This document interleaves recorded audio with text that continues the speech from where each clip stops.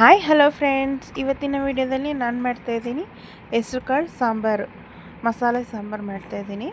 ಎಲ್ಲರೂ ಹೇಗಿದ್ದೀರಾ? ನಾನು ಚೆನ್ನಾಗಿದ್ದೀನಿ. ಹಬ್ಬ ಎಲ್ಲ ಮುಗೀತು ಅಂದ್ಕೋತೀನಿ. ಇವತ್ತಿನ ವಿಡಿಯೋದಲ್ಲಿ ಹೆಸರುಕಾಳು ಸಾಂಬಾರು ಮಾಡ್ತಾಯಿದ್ದೀನಿ ಅಂದಲ್ವ, ನಾನೆಲ್ಲ ರೆಡಿ ಮಾಡಿ ಇಟ್ಕೊಂಡಿದ್ದೀನಿ. ಟೊಮೊಟೊ, ಈರುಳ್ಳಿ, ಬೆಳ್ಳುಳ್ಳಿ, ಹಸಿಮೆಣಸಿನ್ಕಾಯಿ, ಶುಂಠಿ ಎಲ್ಲ. ಈಗ ನಾನು ಒಂದು ಕಡಾಯಿ ಇಟ್ಕೊಂಡಿದ್ದೀನಿ. ಆ ಕಡಾಯಿಗೆ 1-2 ಸ್ಪೂನಷ್ಟು ಎಣ್ಣೆ ಹಾಕ್ಕೊಳ್ಳೋಣ. 2-3 ಸ್ಪೂನಷ್ಟು, ಯಾಕೆಂದರೆ ಅದು ಹುರ್ಕೋಬೇಕಲ್ವ, ಅದಕ್ಕೋಸ್ಕರ ಮಸಾಲೆನ ಹುರ್ಕೋಬೇಕು. ಈಗ ಎಣ್ಣೆ ಕಾದಿದೆ. 3 ಪೀಸಷ್ಟು ಚಕ್ಕೆ ಹಾಕ್ಕೊತಾ ಇದ್ದೀನಿ. ನಾನು 4 ಪೀಸಸ್ಸು ಲವಂಗ ಹಾಕ್ಕೊಂಡಿದ್ದೀನಿ. ಈಗ ಹಸಿಮೆಣಸಿನ್ಕಾಯಿ ಹಾಕ್ತಿದ್ದೀನಿ 2.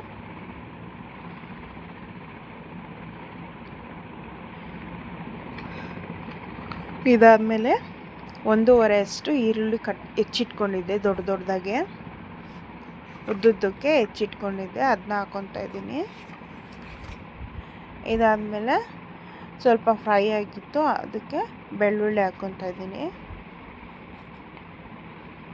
ಬೆಳ್ಳುಳ್ಳಿ ಫ್ರೈ ಆಗ್ತದಂಗೆ ಸ್ವಲ್ಪ ಶುಂಠಿ ಹಾಕ್ಕೊಂಡಿದ್ದೀನಿ. ಇವನ್ನೆಲ್ಲ ಹಾಕ್ಕೊಂಡು ಚೆನ್ನಾಗಿ ಫ್ರೈ ಮಾಡ್ಕೊಳ್ಳಿ. ಅದಾದಮೇಲೆ ಲಾಸ್ಟಿಗೆ ಕಾಯಿ ಹಾಕ್ಕೊಳ್ಳೋಣ. ಈಗ ಫಸ್ಟು ಕೊತ್ತಂಬರಿ ಸೊಪ್ಪು ಹಾಕ್ಕೊತಾ ಇದ್ದೀನಿ. ಅದಾದಮೇಲೆ ಕಾಯಿ ಹಾಕ್ಕೊತೀನಿ, ಕೊತ್ತಂಬರಿ ಸೊಪ್ಪು. ಈಗ ಕಾಯಿ ಹಾಕ್ಕೊತಾ ಇದ್ದೀನಿ ನೋಡಿ.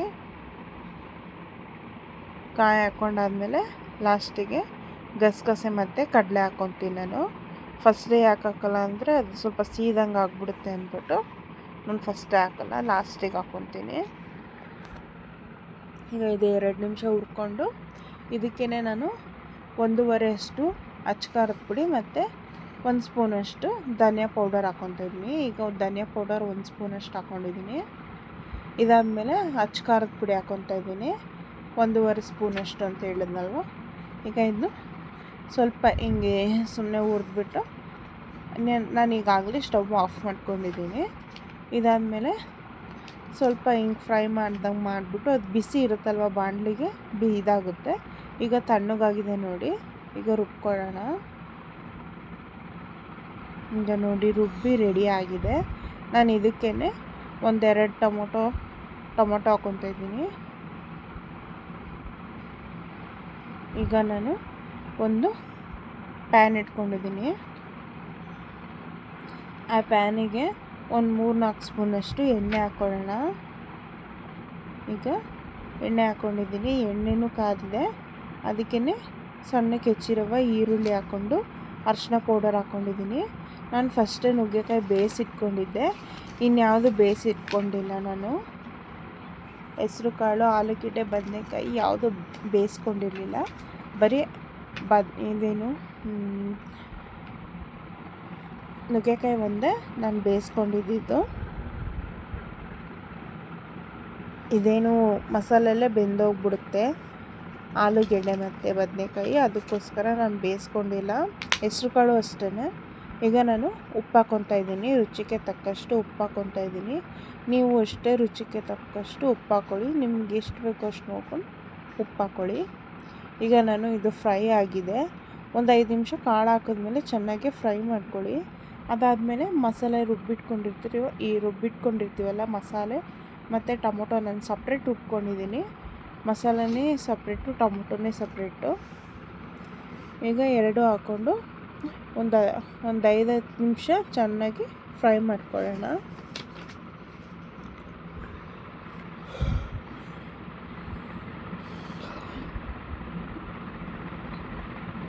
ನೋಡಿ ಈಗ ಫ್ರೈ ಆಗ್ತಾಯಿದೆ.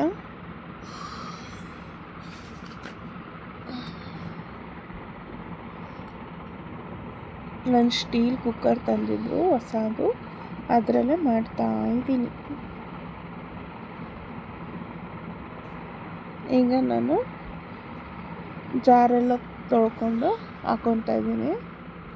ಅದರಲ್ಲೂ ಮಸಾಲೆ ಎಲ್ಲ ಇತ್ತಲ್ವ, ನೀರು ಹಾಕ್ಕೊಂಡು ಇದು ಮಾಡಿಕೊಂಡು ಇದಕ್ಕೆ ಹಾಕ್ಕೊತಾ ಇದ್ದೀನಿ. ಈಗ ನೋಡಿ ಎಲ್ಲ ರೆಡಿಯಾಗಿದೆ. ಇನ್ನೇನು ಕುದಿಬೇಕು ಅಷ್ಟೇ. ಕುದಿಬಿಟ್ಟು ಕಾಳು ಮತ್ತು ಬದನೆಕಾಯಿ ಆಲೂಗೆಡ್ಡೆ ಬೇಯಬೇಕು ಚೆನ್ನಾಗಿ.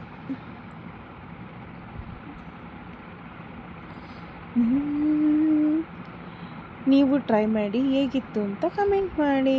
ತುಂಬ ಚೆನ್ನಾಗಿರುತ್ತೆ ಈ ಥರ ಮಾಡಿಕೊಂಡ್ರೆ. ಮುದ್ದೆಗೆಲ್ಲ ತುಂಬ ಚೆನ್ನಾಗಿರುತ್ತೆ. ಮುದ್ದೆಗೆ, ಅನ್ನಕ್ಕೆ ಎಲ್ಲ ತುಂಬ ಚೆನ್ನಾಗಿರುತ್ತೆ.